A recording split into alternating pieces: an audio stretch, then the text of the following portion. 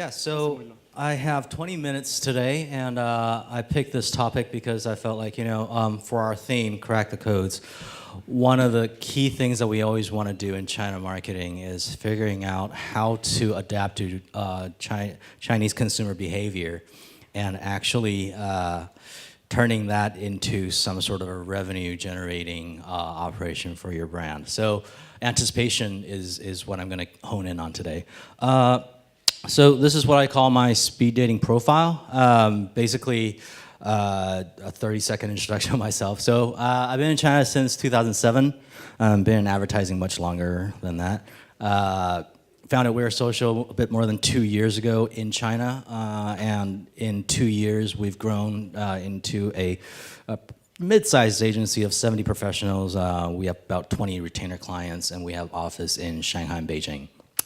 We Are Social itself, you guys might have heard our name, across 10 offices worldwide. We have about 650 professionals working in the company. And Blue Focus agreed to acquire us in 2013, and so we now are also a member of the largest communication group in China.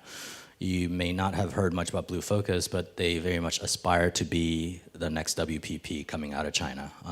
In terms of size, we're about, I think, 1/5, 1/6 of WPP. But yeah, it's also very fast growing. Okay, enough about myself. So more about what I want to talk about today and hope that you guys would find valuable. So a few main topics. So how anticipation generates ROI, or another title for that section would be how we accidentally figure this out. The next part is some B2B cases.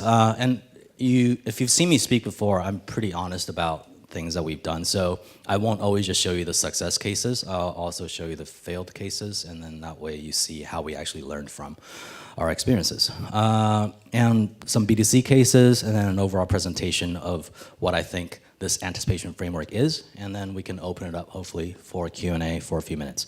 So here we go, how anticipation generates ROI. This is back when I first started working, and then people discovered this thing called user-generated content. This is basically how I think that model worked. And we're talking about more than 10 years ago, right? So you have some sort of template that you want users to participate in. And then that template goes out to perhaps your immediate friends. And when I say your immediate friends, like you as the agency or you as the brand, you're like telling everybody, hey, go do this thing that we just created. It's a mini site in Flash, and then you could play with it. So anyway, hopefully through word of mouth, that goes to another person and then goes to a group of people. And that's what I call traditional UGC campaign. That doesn't work anymore. And so what kind of works better these days is what I call UGC 2.0. Can anybody guess why I put sunglasses on the first two? Ah, very good. You get a cookie or something from the... Yeah.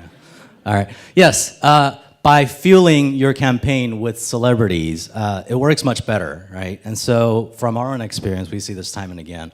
Design a UGC campaign and then have a couple of celebrities lead it off and show off the fact that, hey, this actually is fun, and look, I'm a celebrity and I'm participating in this. That gives the rest of the audience much more of a reason to follow and participate. It's sort of this herd mentality. They're looking for a leader to give them a reason. So it does cost quite a bit more money, but at the same time, it also almost guarantees certain success for your UGC campaign. Okay, so upgrading a little bit is what I call UGC 2.1. And so this is really just adding that anticipation factor and adding what I call the preheat element. So when I say preheat, it's really just about generating awareness ahead of you releasing that UGC campaign, and then having that method of generating awareness be an interesting topic in and of itself. So for the rest of the presentation, I'll take you guys through how that works. And so I will tell you my first story. This is for the Beats Straight Outta campaign for China. Who has seen Straight Outta Compton, or at least heard of this campaign? Okay, some of you. In case you haven't, so Beats, full name for the brand is Beats by Dr. Dre, and so Dr. Dre is the celebrity that started it all, and Dr. Dre started his career with NWA, the hip-hop group. So Straight Outta Compton is a story about NWA, right? And for Chinese people, that doesn't mean anything. It's like they don't even know who Dr. Dre is. I mean, they like the headphones, but they don't know who Dr. Dre is. And so when you try to make them do like this whole Straight Outta Compton thing, there's just like too much of a disconnect. So our mission in China wasn't really to just replicate the US campaign, but to do something that actually makes sense for the Chinese market.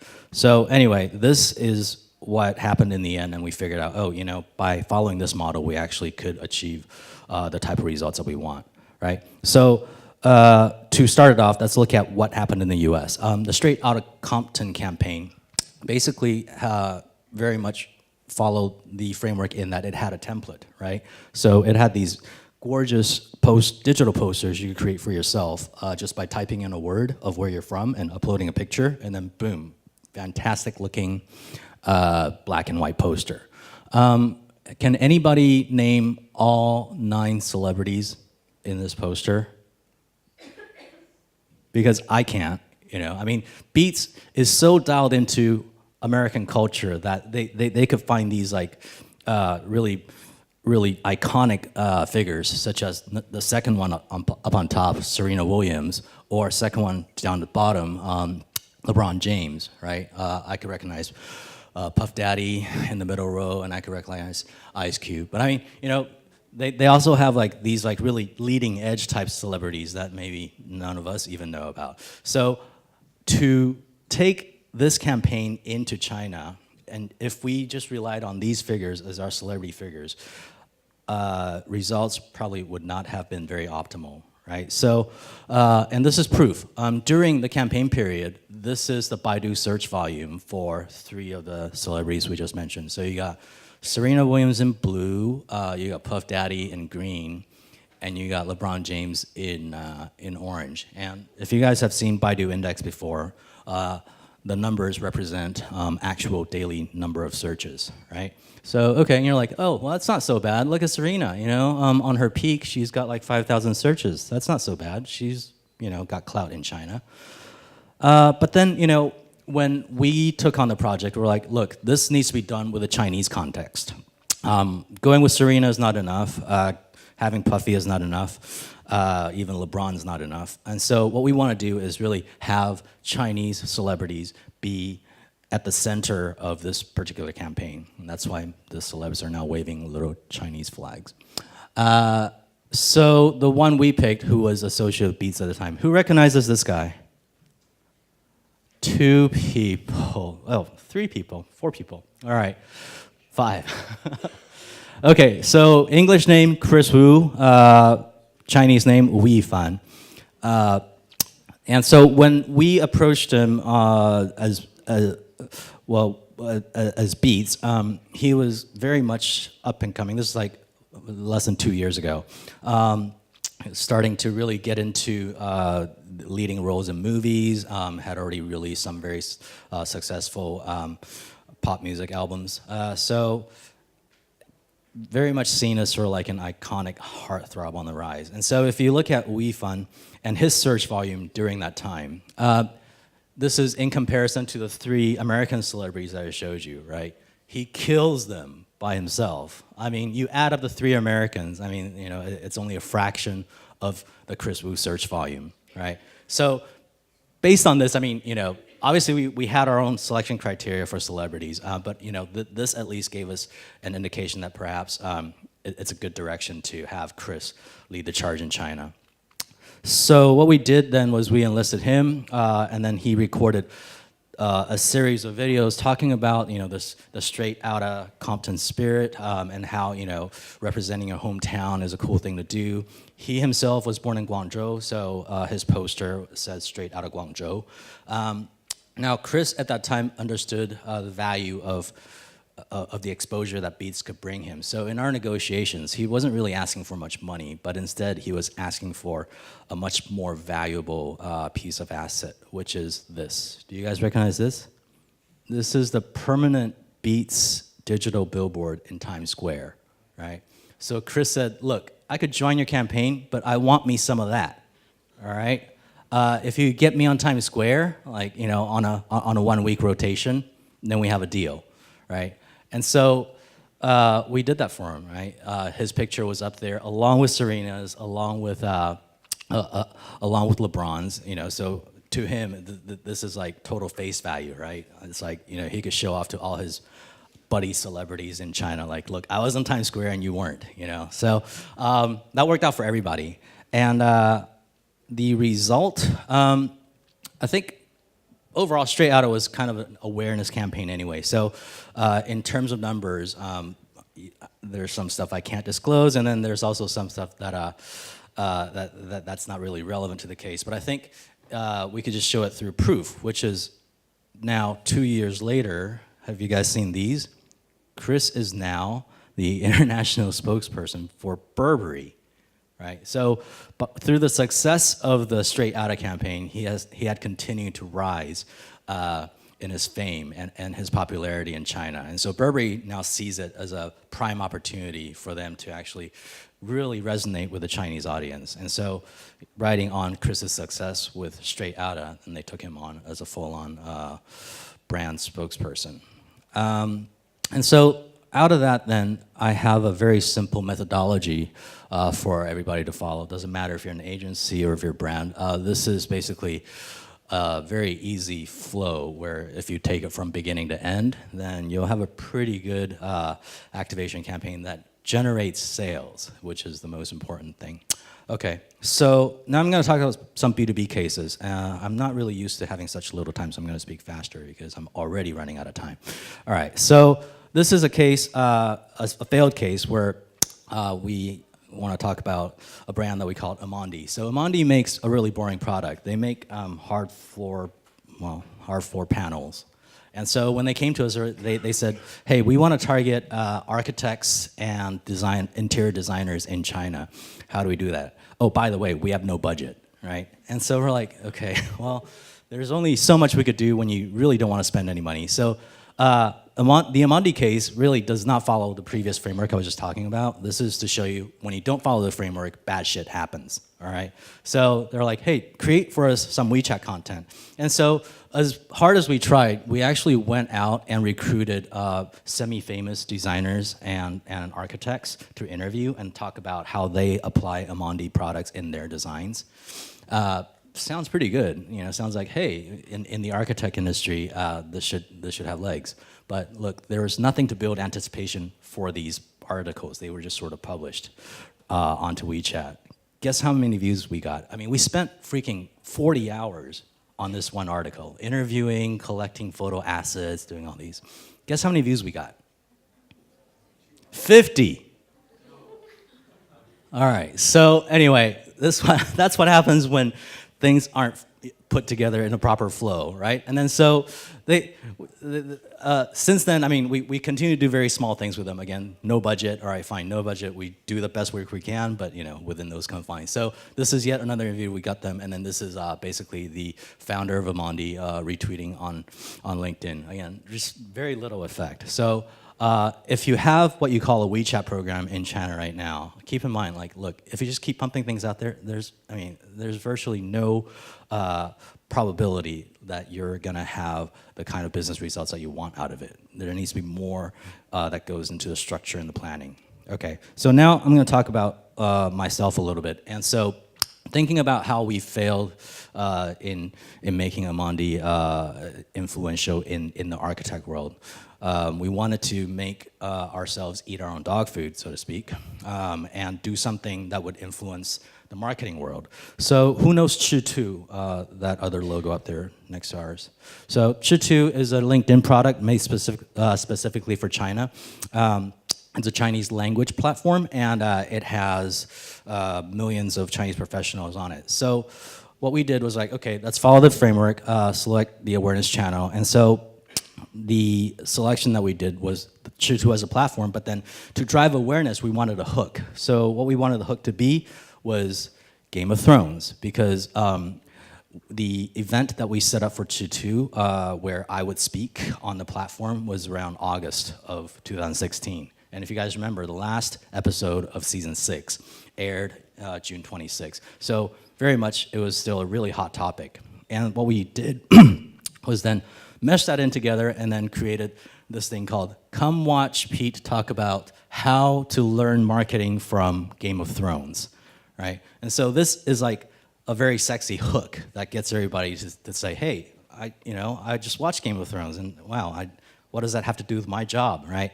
And so then, following the framework, we need some sort of channel relevant celebrity. Now, I'm not really a celebrity, but at least I could say, okay, my agency, has 70 people. I know a thing or two about marketing. So basically, I was a celebrity. And then in terms of developing the content, it was really easy. I just picked off characters from Game of Thrones as my speech topic, and then one after another, I would relate that character to a particular brand, and then do sort of a business case study around it. Can anybody tell me why Ned Stark is Nokia? Because they're both dead. Okay, so now capturing behind the scenes content. As I was speaking, because on the Chutu platform, when you do a live broadcast, it's audio. So I took a video of myself speaking, and then afterwards published this onto our WeChat account as a continuation, and gave it yet another sexy hook, which is, what is Pete doing in his hotel room? Because where I recorded it, I was actually sitting in my hotel room. And so this got us another round of views that was pretty high, even by our own standards. Then the activation. So my whole point of doing that was to really grow my own WeChat fan base. I mean, this might sound silly, but as personal branding or as branding for my company goes, I think having a large WeChat following is actually quite important. So at the end of the presentation, I showed this to the audience. I was like, hey, scan it, and then you could talk to me directly and ask me marketing questions. And so about half of my listeners all added me, so that was pretty successful. And then refuel KOLs. Now, because it's Chutu, I wasn't really gonna go pay KOLs to do this, but whenever someone added me on Chutu, the first thing I would say is, hey, go watch my thing, go watch my live broadcast that was recorded, and if you don't mind, retweet it for me. So that was it. And so the big learning here comes in a comparison between the two live broadcasts. The first one was right after the last episode aired. And so the live audience size is 763, which is actually much larger than this room. And then afterwards, the overall people who listened to it is 1,700, right? But the second one, because it was aired much later in December, it achieved only one-third the results. So let's keep that in mind, and then I'll kind of run through a final comparison of how that applies to the framework I will show you. So basically, the anticipation level was much lower in the second event because people were thinking about Game of Thrones that much less. All right, so B2C case. And so I'll show you an interesting comparison here. Two people who have nothing to do with each other. In the blue is who we call Wu Yuxiang. This is like a German guy who speaks Chinese, lives in China, has been on Chinese TV, and his German name is Patrick Colmer, but that's too hard for Chinese people to pronounce, so he goes by Wu Yuxiang. The green is Michael Phelps, the most decorated Olympian in human history, right? And so as you can see, okay, Michael Phelps has a much higher search volume. So for Beats, we just did a round of Michael Phelps live stream right before Singles Day to make sure that the awareness and the product preference was up. And so we all know who he is. This was the setup. He was in an Apple store in Shanghai, and he was interviewed in English, and then he was talking about his relationship to music and to beats, right? And then for Patrick Colmer, we did a live stream for him for Christmas for Mont Blanc perfumes, which is a new line of products that Mont Blanc is launching. So if you look at Patrick, I mean, he's kind of okay as an influencer, but really nothing big league, right? So he's got like 400,000 fans on Ichibo and around the same number on Weibo. So in building the anticipation, it was really easy. It was just us kind of making a really nice poster, making him look good, and then presenting him as like a Mont Blanc spokesperson. He posted it to his Weibo, and that was really the anticipation level. That was the anticipation move that we set. This is actually a live broadcast where he went around a shopping mall and showed the Mont Blanc stall, and then showed people how to actually redeem coupons for samples. Except in the end, Patrick clobbered Michael in this live stream contest. 9 million viewers for Patrick, and Michael only got 3 million, even though we actually thought it would totally be the other way around. So why is this? And this brings us to the framework. I'm running out of time, so I'm going to be really, really fast. Basically, the framework works like this, from bottom up, right? So you start off with understanding your target audience interest, and then you merge that with a certain current hot topic. And then you do the checklist that I showed you earlier, which is, all right, create celebrity-driven content. Remember to capture it behind-the-scenes proof. You activate your audience with some sort of activity that allows them to gather and generate additional digital assets they could share, and then you amplify the whole thing with more KOLs. So the way I see it, what happened with Phelps and Comer was that with Phelps, I mean, yes, he's the most decorated Olympian on earth, but at the same time, interest level really wasn't that large anymore. Olympics have come and gone, and he's never gonna go back and compete again. Whereas Comer, because he's been on TV and he continues to be kind of this hot topic among young Chinese girls because he's very handsome and he speaks Chinese and he's a model and all these things. So the interest level is much larger for him. So plugging into the framework, then it follows that Comer, yes, should have better results. So this is what I want you guys to do, to remember the framework, right? You hold up your left hand, do it with me, otherwise I'm not gonna stop. You hold up your right hand and you put the two circles together, and that is the shape of the framework, all right? There you go. Now you will never forget. Very easy, right? So interest, hot topic, and then put your campaign through the steps. So I'm over my time allotment. One more slide. Remember to add Chinese context to everything you do in China. So with a hot topic, make sure that is a Chinese hot topic. With your celebrity, make sure it's a celebrity that Chinese people actually search for, that they actually care about. And ultimately, with KOLs, you select the ones that are hot for the Chinese market at this current moment. And as I did with the Chitu activation, now I'm going to do it with you guys. Scan my WeChat and join my WeChat audience. Thank you.